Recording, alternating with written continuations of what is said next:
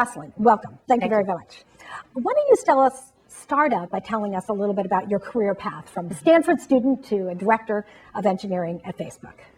I just kept talking to startups around the Valley, and I kept talking to Facebook, and I would go sleep at night, and I would talk things over with my husband, and Facebook had more of the qualities of a startup that I was looking for than the small startups I was talking to.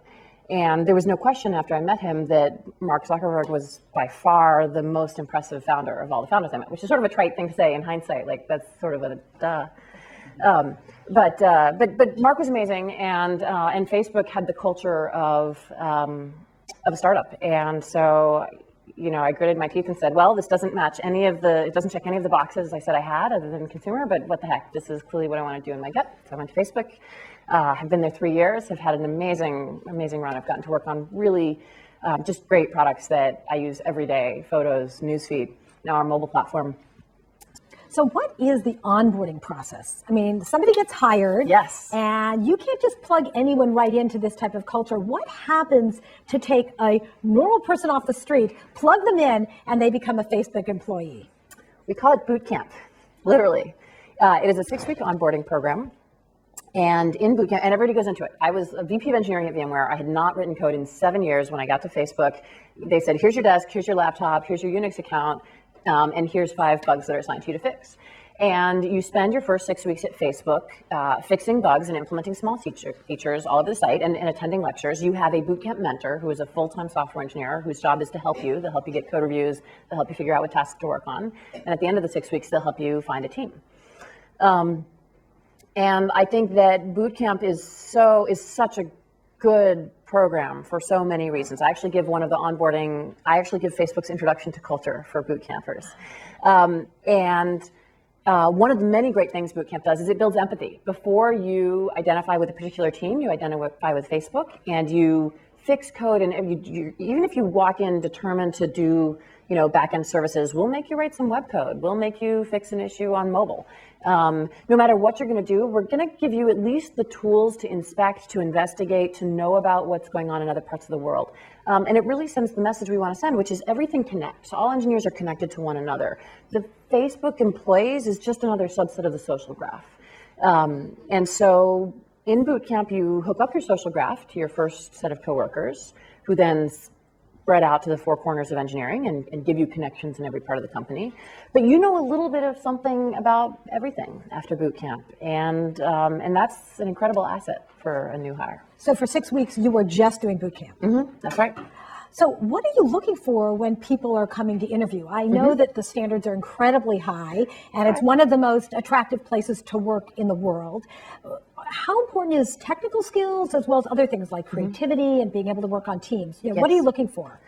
The number one thing we're looking for in hiring a software engineer is the ability to write code, and is the ability to reason and to be analytical and to find mistakes and fix them quickly and to analyze the running time so that when you're later on building systems, you demonstrate that you have the potential to think about hard systems issues.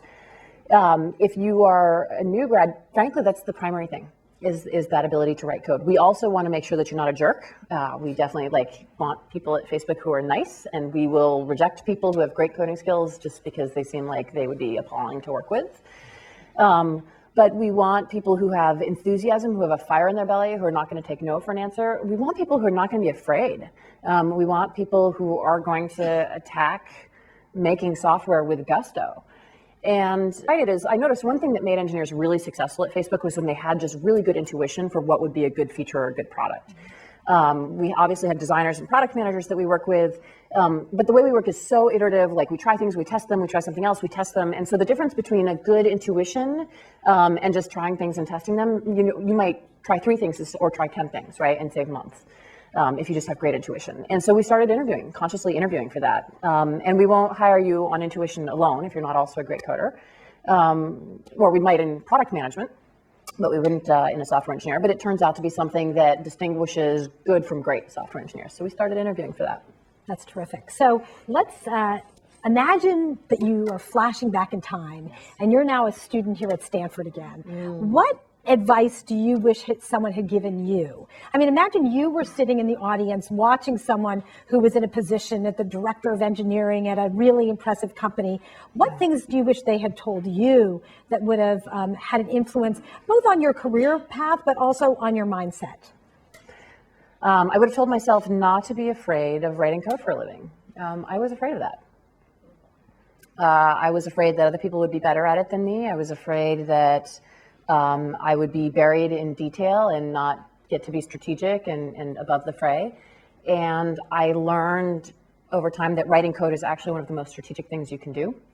And every time I meet a college student who wants to skip being a software engineer and go straight into product management, I'm like, oh, you know, it's not that you won't someday want to do those things, want to be a manager or a product manager or a designer, but you learn so much from writing code that the devil is truly in the details, the what is possible, the what is feasible, the systems thinking. Just embrace it, relish it. You may or may not, you may love it so much that you do it forever. You may not do it forever, but every minute you spend coding is going to make you 1,000 times better at being a manager or a product manager or anything else. You know, that is better. Your time is better spent. Even if your goal is to do something else, your time is better spent writing code as preparation for it. If you want any career in software, any career, even CEO or sales or whatever it is. So I would not have been so anxious to sort of figure out what was after software engineering. I would have spent I would have lived more in the now, I guess, or I would advise myself to live more in the now. I would have had trouble taking. Absolutely fascinating. Please join me and thank you, Jocelyn.